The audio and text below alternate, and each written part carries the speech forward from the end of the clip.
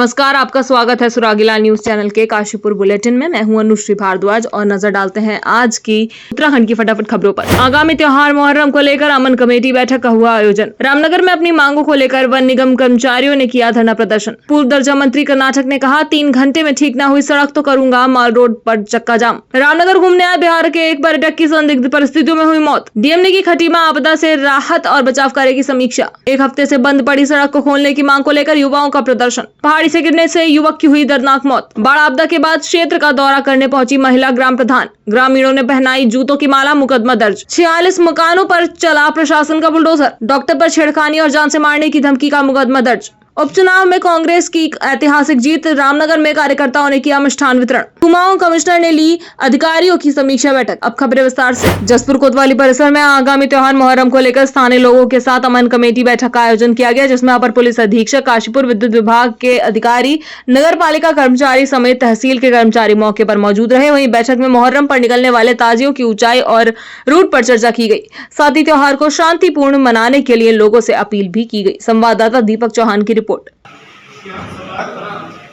वर्ष आने वाले त्योहारों पे इस तरह की मीटिंगें की जाती हैं, जिसमें शांति समिति के लोग और जो त्योहार से जुड़े हुए लोग हैं उनको मनाया जाता है, बुला करके बैठक की जाती है, जिससे कि अगर कोई समस्या रही है विगत वर्षों में या वर्तमान में कोई ऐसी परिस्थितियों में चेंजिंग आई है तो हमारे संज्ञान में आ सके। उसी के संबंध में आज एक मीटिंग रखी गई थी, जिसमें नगर निगम से लेके इलेक्ट्रिसिटी डिपार्टमेंट से लेके प्रशासन और पुलिस संयुक्त एक मीटिंग हुई। और जहाँ जहाँ पे ताजिएदार लोग ताजिया बनाते हैं इस मुहर्रम में, तो उनके बारे में एक एक पॉइंट पे उस पर डिस्कशन हुआ, चाहे वो उसके रूट को लेकर के, उसकी हाइट को लेकर के और किस तरीके से मनाया जाए, तो उनकी बातों को सुना गया। ऐसी कोई समस्या आई नहीं और जसपुर में यह त्यौहार हमेशा से ही बड़े अमन और सुकून से मनाया जाता है। तो हमने उम्मीद भी यही करी कि इस वर्ष भी उसी तरीके से रहेगा।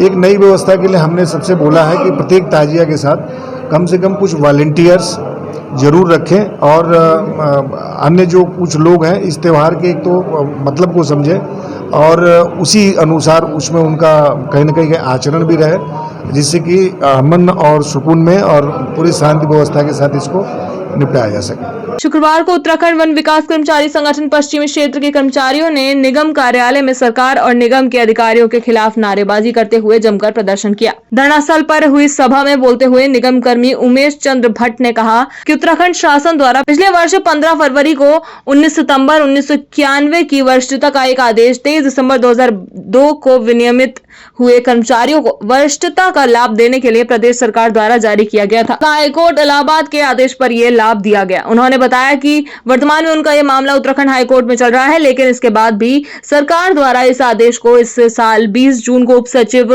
वन अनुभव द्वारा निरस्त कर दिया गया और इसी आदेश के तहत 9 जुलाई को प्रबंध निदेशक उत्तराखंड विकास निगम देहरादून द्वारा भी उस आदेश को निरस्त कर दिया गया है, जिससे समस्त निगम कर्मचारियों में आक्रोश बना हुआ है। उन्होंने कहा कि आज निगम कर्मचारियों ने इसके विरोध में धरना प्रदर्शन किया है। संवाददाता राजीव अग्रवाल की रिपोर्ट।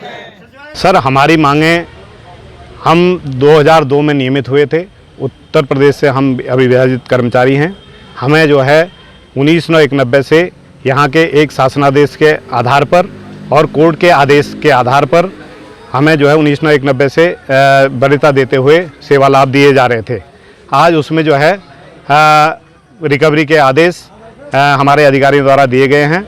इसके लिए हमें लामबंद होकर लड़ाई लड़नी पड़ेगी। हम इस लड़ाई में जो है ठोस तरीके से निर्णय लेके संगठन एक मंच में होके हम सरकार के खिलाफ, अपने मैनेजमेंट के खिलाफ लड़ाई लड़ेंगे। गैस गोदाम लिंक की मोटर मार्ग पर विगत रात्रि आई बारिश से एक 10 से 12 फीट का गड्ढा बन गया, जो जानलेवा बना हुआ है। इस पर पूर्व दर्जा मंत्री बिट्टू कर्नाटक ने गहरा रोष व्यक्त करते हुए कहा कि विभागों की लापरवाही से आज सड़कें आम आदमी के लिए मौत का कुआं बनी हुई है। शहर के मुख्य लिंक मोटर मार्ग पर 10 से 12 फीट का जो गड्ढा बना हुआ है, इस पर गिरकर किसी भी व्यक्ति की जान जा सकती है। उन्होंने कहा कि यदि 3 घंटे के भीतर इस गड्ढे का सुधारीकरण नहीं किया गया तो वह 3 घंटे बाद उग्र आंदोलन को बाध्य होंगे। संवाददाता हेमंत सिंह मेहरा की रिपोर्ट।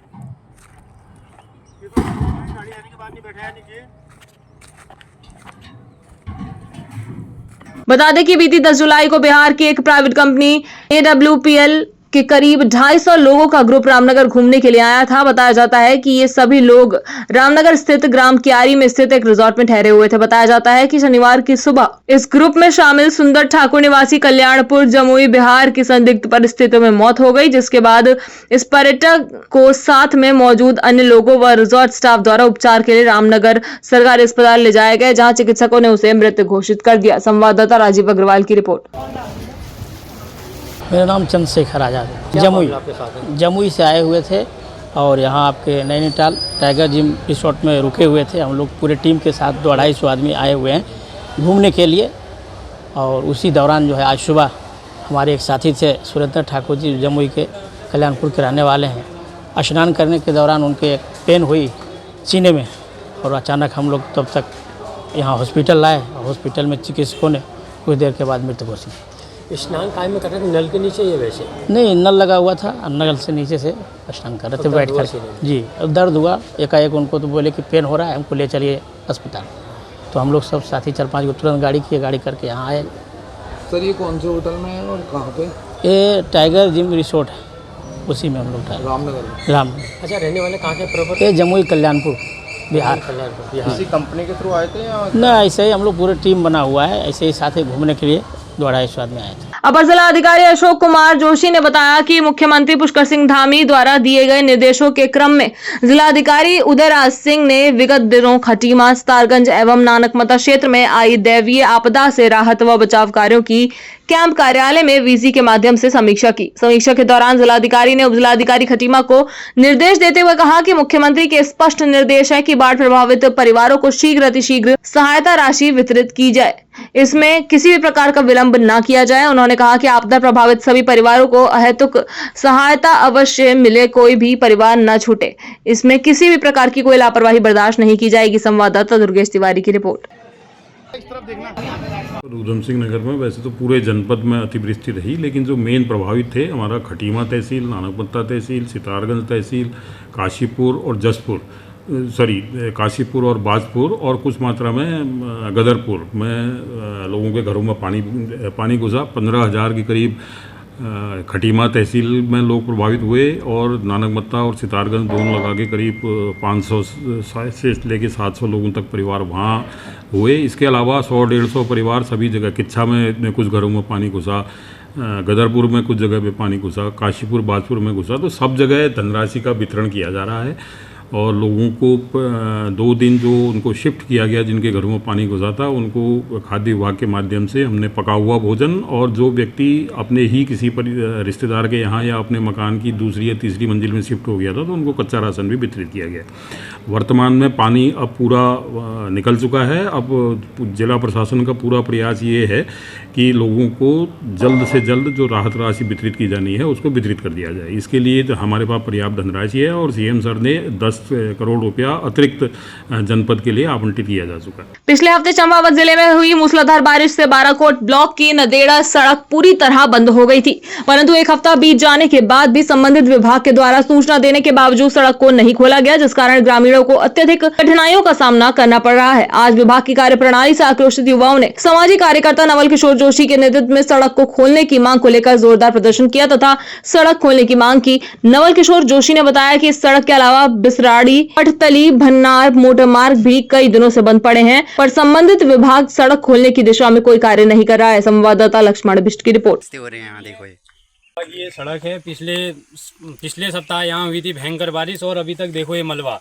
4-5 दिन से पूरा मौसम बढ़िया हो रखा है, लेकिन प्रशासन के कानों में जू तक नहीं रहेंगी है।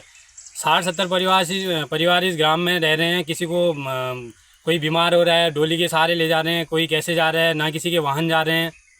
तो अभी तक इसका सफाई का कुछ नहीं हुआ है और जहाँ मलबा तक नहीं आया वहाँ जेसीबी भेज रहे हैं। पता नहीं कब प्रशासन को होश आएगा। और यहाँ देखो, अगर यहाँ कोई दुर्घटना होगी, कोई गिर गया, उसका कौन जिम्मेदार देगा? उस टाइम तो तुम कहोगे तुम्हारी लापरवाही है। अभी कहाँ है प्रशासन? और ये इतनी मेरी मांग है समस्त क्षेत्रवासियों की भी। पीछे दिखा दो, ये हमारे ग्रामीण खड़े हैं, तो ये जल्द से जल्द जो है भी अभी ऐसे ले जा रहे हैं। और सारे जो भी हमारे दैनिक ज़रूरत की चीज़ें हैं, राशन वगैरह सारा कंधों पे ले जाना पड़ रहा है। गाड़ी का क्या करेंगे? अचार डालेंगे? चाहे तो एक साथ होनी चाहिए, सब लोग एक साथ बैठना ही नहीं चाहते। पापा ट्राई दिस। लो सब लपक लिए।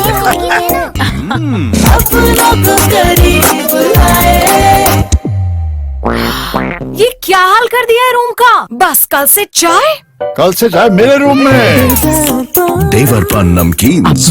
चंपावत जिले के बाराकोट ब्लॉक के छीड़ावास में एक युवक की पहाड़ी से फिसलकर गिरने से दर्दनाक मौत हो गई। छीड़ावास निवासी महेंद्र कुमार अपने अन्य साथियों के साथ जानवरों को लेकर जंगल जा रहा था। इस दौरान फिसलन भरे रास्ते में युवक का पैर फिसल गया और वह गहरी खाई में जा गिरा। खाई में गिरने से युवक की मौके पर ही मौत हो गई। युवक की मौत से परिवार में कोहराम मचा हुआ है। संवाददाता लक्ष्मण बिष्ट की रिपोर्ट।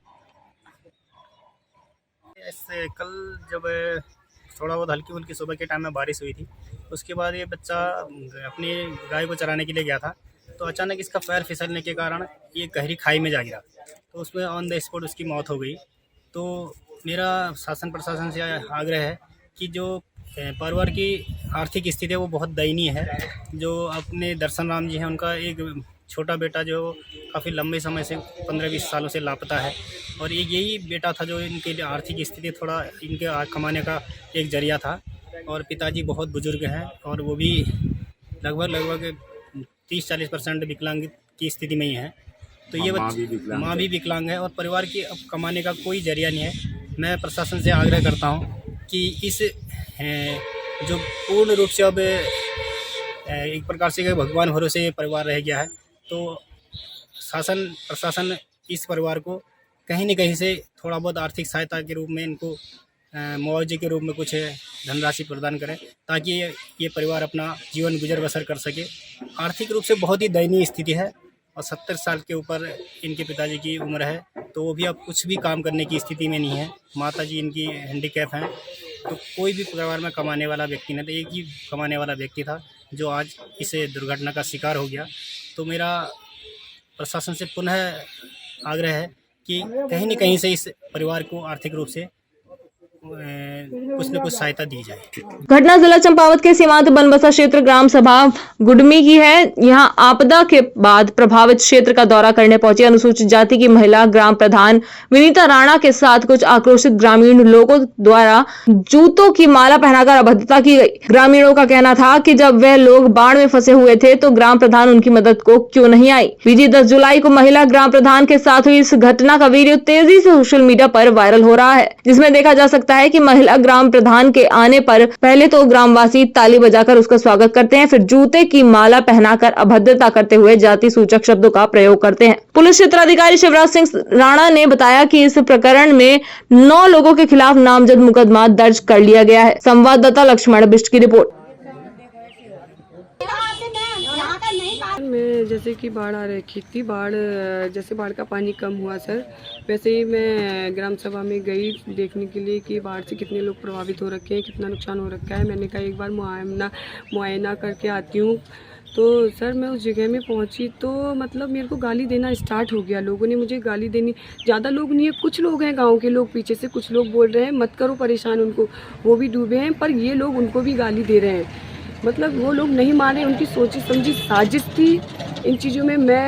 ये मेरे को शासन प्रशासन से कॉल आया था कि प्रधान जी खाद्य सामग्री वितरण हो रही है, कृपया आप भी आ जाइए। तो मैं उस आदेश को मैंने फॉलो करते हुए मैं तुरंत पहुंच गई, पर मैं उससे पहले पहुंच गई। मैंने सोचा ग्रामीणों को इकट्ठा करूंगी, खाद्य सामग्री दूंगी, मतलब उतना करने से पहले लोगों ने मुझे गाली देना स्टार्ट कर दिया, मेरे साथ बदतमीजी करनी शुरू कर दी। मेरा मुंह बोल रहे काला करो, इसके मुंह पे काला करो, काली पोतो। उन्होंने जूते चप्पल की माला पहना दी, मेरे को गाली देनी स्टार्ट कर दी। सर कुछ कहने जैसा ही नहीं आया जी। मुकदमा दर्ज इसलिए कराया, मेरे साथ एक तो इतनी गंदी बदसलूकी की गई, जातिवाद शब्द बोले गए मेरे साथ, गालियां गलौज मेरी पर्सनल लाइफ में मेरे घुसे वो लोग।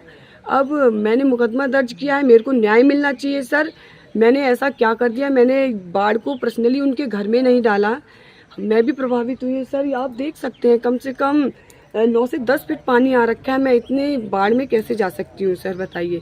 गई तो इन लोगों ने मेरे साथ ऐसा व्यवहार किया, जाति सूचक शब्दों का भी गाली भी दी, जाति शब्द मतलब कि थड़वी वड़वी भी बोल रहे हैं मेरे से। मैं एक एसटी वर्ग से निर्विरोध प्रधान हूँ। एसटी सीट आई थी सर, मैं निर्विरोध प्रधान हूँ, इसलिए मेरे को अकेला, मैं अपनी ग्राम सभा में सिंगल हूँ एसटी। इनको पहले अगर मेरी खड़े होने से इनको दिक्कत थी तो पहले ऑब्जेक्शन करना चाहिए था। मैंने कोरोना टाइम में इनके फैमिली के लोगों को, कोरोना टाइम में मैं अपनी जान की बाजी लगा करके इनके फैमिलियों को मैंने बचाया। रात के 12 बजे ला करके इनको क्वारंटाइन सेफली घर में ला करके इनको बिठाया। अब ये मेरे साथ ऐसा कर रहे हैं। की प्रधान जी वीरेंद्र राणा जी के साथ जो अन्याय हुआ है, जो गाँव वालों ने उनके साथ अभद्रता की है, ये बहुत निंदनीय है। हम प्रशासन से गुहार करते हैं कि सभी प्रधानों को न्याय मिलना चाहिए। ये प्रधान जी के साथ जो हो रहा है ये बहुत गलत है, क्योंकि सभी प्रधान अपने क्षेत्रों में बराबर बने हुए हैं और अपनी समस्या यहाँ पे तहसील में हम लोग बता रहे हैं शासन प्रशासन को, और हम लोग बार बार अनुरोध भी कर रहे हैं कि समस्याओं को समाधान किया जा सके। और प्रधान जी खुद पीड़ित थी, लेकिन उनके साथ जो वहाँ के पीड़ित लोग हैं, हम जानते हैं जनता इस समय पीड़ित है, लेकिन जो ये अभद्रता की है ये बहुत नहीं हो सकता है कि ये सोची समझी साजिश हो, क्योंकि तुरंत जूते की माला नहीं बन सकती है। जो प्रधान जी के साथ हुआ है, हम लोग प्रशासन से अनुरोध करते हैं कि तुरंत कार्रवाई कर उनको न्याय मिलना चाहिए।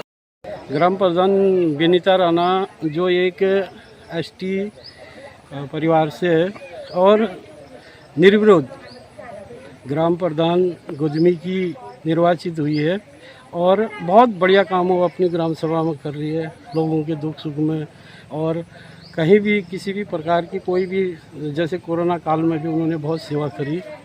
और हमें बड़ा दुख हो रहा है क्योंकि मैं उस क्षेत्र से 2 बार क्षेत्र पंचायत सदस्य रहा हूँ और पहली बार, और इस तरह से किसी महिला का अपमान वो काफ़ी दुखद हमारे लिए ये दुखदाई है वो है।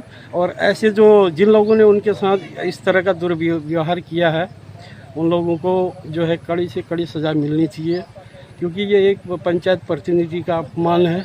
और प्रधान जो गांव का प्रथम व्यक्ति होता है, और उनका दोष इतना ही था कि वो समय पर जो राहत राशि वहाँ पर जो खाद्य सामग्री प्रशासन द्वारा बांटी जा रही थी, तो वो थोड़ा सा लेट वहाँ पर पहुँची, क्योंकि वो खुद बीमार थी। उनके घर में आपदा आई है, 1 साल का छोटा सा उनका बच्चा है, और वो जो है अपने बीमार बच्चे को छोड़ करके वहाँ पर गई। लेकिन कुछ जो वहाँ पर ग्रामीण थे, कुछ थे, वो ज़्यादातर तो बाद में वो लोग माफ़ी मांग रहे हैं, कह रहे हैं हमें माफ़ कर दो, ये कर दो। लेकिन विनीता राणा जी के साथ जो दुर्व्यवहार हुआ है उसकी हम घोर निंदा करते हैं। और ऐसा किसी भी, क्योंकि वो भी किसी की माँ है, किसी की बेटी है, किसी की बहन है, तो किसी के साथ भी इस तरह का व्यवहार ये गलत है। और इनको जो दोषी लोग हैं, इनको कड़ी से कड़ी सजाएं इसमें देनी चाहिए, और यही उनके लिए न्याय भी होगा।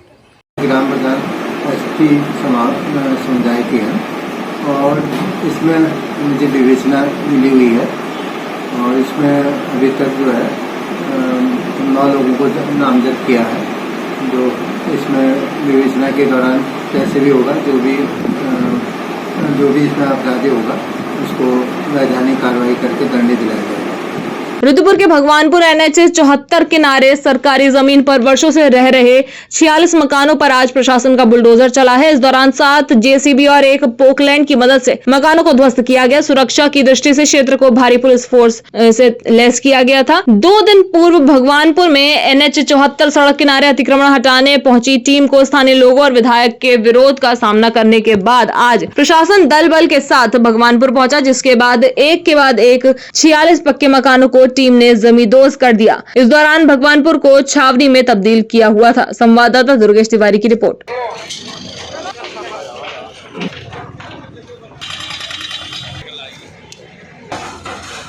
साथियों, मैं अवगत कराना चाहता हूं कि माननीय हाईकोर्ट उत्तराखंड नैनीताल के आदेश है। एक PIL में माननीय हाईकोर्ट ने काफ़ी दिन पहले, कई महीनों पहले ही आदेश दे दिया था कि भगवानपुर दानपुर गांव के पास जो है वो एक PWD और NH की ज़मीन पर जो है बस मतलब कुछ 46 या 47 आवास बने हुए हैं, तो काफ़ी पहले से बने हुए थे, परंतु जगह वो PWD और NH का था। इसी संबंध में हाईकोर्ट में PIL डली थी, तो PIL में क्लियरली एस्टैब्लिश हो गया कि ये जो है अवैध है, ये जो मकान और बसावट बने हैं वो अवैध है, उसको हटाने की निर्देश दिया था। अब पुनः इस बार मार्च के महीने में या अप्रैल के महीने में कंटेम्प्ट की पिटीशन भी लगी थी। विगत 4 माह से हमने कई बार, विगत 1.5 साल से कई बार प्रशासन द्वारा, PWD द्वारा, NH द्वारा इनको नोटिसें दिया गया था और क्लियरली खाली करने को बोला गया था। इसके बावजूद कुछ ना कुछ कारण की वजह से ये जो है वहाँ कर जो बसे हुए लोग हैं तो वो अपना कष्ट बता रहे थे। तो अतः अलग अलग डेटों पर हम समय आगे बढ़ता रहा। मेरे को हम आपको बताना चाहेंगे अप्रैल माह में भी एक बार कवायद हुई, पूरा व्यापक एक अभियान चलाने की तैयारी हो गई थी। तब जो है उनके घर में 4 पे 5 घर में शादी था, तो शादी का एक इम्पोर्टेंट डेवलपमेंट था। शादी एक इम्पोर्टेंट चीज़ होती है, तो इसीलिए उन्होंने अगले थोड़ा सा 1 हफ्ता 10 दिन का समय मांगा था। उसके बाद एग्ज़ाम की समय मांगा था, जो अप्रैल में एग्ज़ाम होती है बच्चों का, तो बोले एग्ज़ाम के बाद करे करके। इस प्रकार जो है टलता गया, परंतु इसमें अवमानना आदेश जो है अभी हाल ही में पुनः सुनवाई हुई और अवमानना की नोटिस निर्गत हो गई माननीय डीएम साहब पे और माननीय हमारा एससी है पीडब्ल्यूडी का, सभी लोगों पे। तो अथा जो है और कोई लीगल वेस आउट नहीं था। ये हाई कोर्ट पे अपील पे गए, सुप्रीम कोर्ट पे गए, तो एवरीवेयर दे हैव लॉस्ट। तो अल्टीमेटली ये दिन तो एक दिन होना ही था कार्रवाई। तो 2 दिन पहले भी हमने कार्रवाई करी थी, उस समय जो है इन्होंने 1 दिन का और मोहलत मांगा था काफ़ी अपना सामान हटाने के लिए। अल्टीमेटली आज जो है विधिवत रूप से वो अतिक्रमण को हटाया जा रहा है। साथियों, मैं बताना चाहूँगा कल रात को ही हमने धारा 144 का इक्वलेंट होता है अभी नए भारतीय न्याय सुरक्षा संहिता में BNSS में 163 के तहत जो है हमारा जो 144 CRPC के अंतर्गत ऑर्डर होता है उसको 163 BNSS का ऑर्डर पारित किया, निषेधाज्ञा पारित किया गया। फिर 500 मीटर्स तक 500 मीटर दूरी तक निषेधाज्ञा पारित किया गया है। जगह जगह भारी पुलिस बल तैनात किया गया, भारी PSC बल तैनात किया गया है और भारी संख्या में महिला पुलिस, महिला इंस्पेक्टर, महिला सब इंस्पेक्टर्स को तैनात कर लिया गया। फुल रैट गियर में हमने पुलिस प्रशासन के अधिकारीगण तैनात हो गए, जगह जगह मजिस्ट्रेट तैनात हो गए, इनको लोगों को भी ब्रीफिंग कर लिया गया। इस प्रकार विधिवत रूप से ड्रोन कैमरा की निगरानी में, वीडियोग्राफी के निगरानी में हमने ये सारे अतिक्रमण को पीडब्ल्यूडी द्वारा हटाया जा रहा है। हल्द्वानी शहर के प्रतिष्ठित न्यूरोसर्जन के खिलाफ एक महिला ने छेड़खानी और घर में घुसकर जान से मारने की धमकी का मुकदमा दर्ज कराया है। पुलिस अब पूरे मामले में मुकदमा दर्ज कर जांच में जुट गई है। एसपी सिटी प्रकाश चंद्र ने बताया कि महिला की तहरीर के आधार पर पुलिस ने छेड़छाड़ और जान से मारने की धमकी के मामले में धारा 354, 506 और 452 के तहत मुकदमा दर्ज कर दिया है और पूरे मामले की जाँच की जा रही है। संवाददाता दीपक अधिकारी की रिपोर्ट।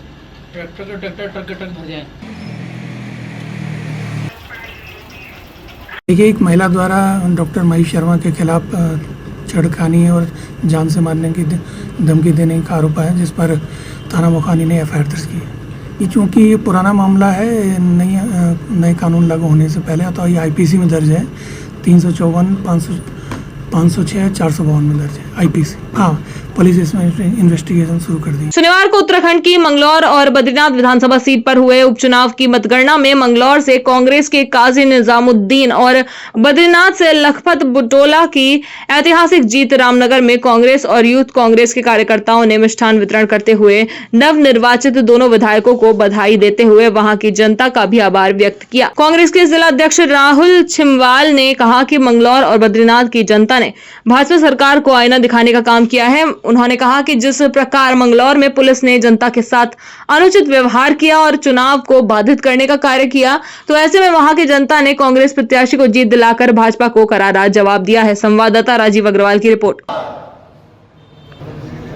देखिए, आज पूरे प्रदेश में मिष्ठान वितरण हो रहा है और निश्चित रूप से जिस तरीके से देखिए अहंकार हारा है और देखिए जो संस्कार हैं वो जीते हुए हैं और निश्चित रूप से हमारी जो हमारी मैंगलोर सीट है और बद्रीनाथ सीट है, सरकार जनता ने इन विधायकों को, इन नेताओं को एक जिसे कहते हैं आईना दिखाने का काम किया है। जिस तरीके से बद्रीनाथ जी में हम अब कांग्रेस पार्टी से विधायक बनने के बाद जिस तरीके से उन्होंने अपनी विधायकी छोड़ी और उसके बाद जो उन्होंने सोचा कि भाई जो भी है सब मेरा है, तो ये जनता ने उनको आईना दिखाया। और निश्चित रूप से जो हमारे लखपत बुटोला जी हैं, एक बहुत निष्ठावान कांग्रेस पार्टी के कार्यकर्ता रहे हैं और उनको आज विजय मिली, उनको बधाई देता हूँ। हमारे काजी निजामुद्दीन एक जो हमारे पूरे प्रदेश के और देश के नेता हैं, निश्चित रूप से एक जिसे कहते हैं विकास पुरुष के रूप से विकासशील प्रवृत्ति के वो एक नेता रहे हैं। तो निश्चित रूप से जनता ने इनको आईना दिखाने का काम किया है और जो आज निश्चित हुई है, जो राहुल गांधी जी हमारे कहते हैं कि नफरत के बाजार में मोहब्बत की दुकान खोलनी है, तो निश्चित रूप से ही मोहब्बत की दुकानें खुलना शुरू हो गई है। जी हाँ, बिल्कुल। इस बार उपचुनाव जो कांग्रेस के उत्तराखंड में हुए हैं, उसने दोनों सीटों पे कांग्रेस ने अच्छा प्रदर्शन किया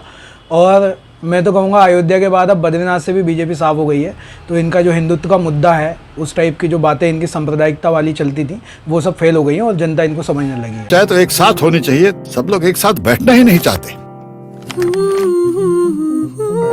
पापा, ट्राई दिस। लो सब लपक लिए।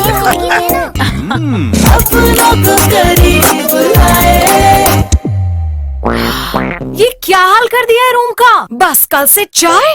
कल से चाय मेरे रूम में। देवर पान नमकीन। कुमाऊं के कमिश्नर दीपक रावत ने वीडियो कॉन्फ्रेंस के माध्यम से उधम सिंह नगर जिले में आपदा राहत बचाव कार्य की समीक्षा बैठक की और जनपद के अधिकारियों को आवश्यक दिशा निर्देश दिए। इस दौरान उन्होंने बीते दिनों हुई अत्यधिक वर्षों से हुए आपदा बाढ़ जल भराव से प्रभावित लोगों को आर्थिक सहायता राशि बांटने और विभागीय परिसंपत्तियों को हुए नुकसान का आकलन कर सर्वे रिपोर्ट भेजने के साथ ही नदी नालों में अतिक्रमण चिन्हित करने व हटाने के निर्देश डीएम को दिए। संवाददाता दुर्गेश तिवारी की रिपोर्ट।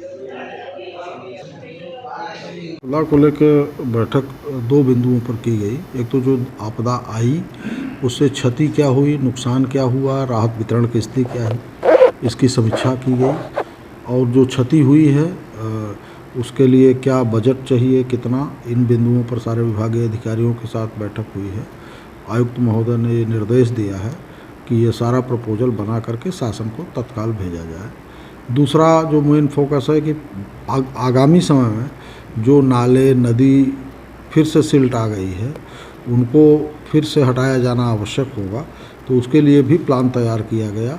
नगरीय क्षेत्रों में जो नाले एक बार साफ़ हुए फिर से उसमें गाद भर गई या सिल्ट आ गई, उसको साफ़ करने के लिए क्या पैसा चाहिए, कितना, उस पर चर्चा हुई है।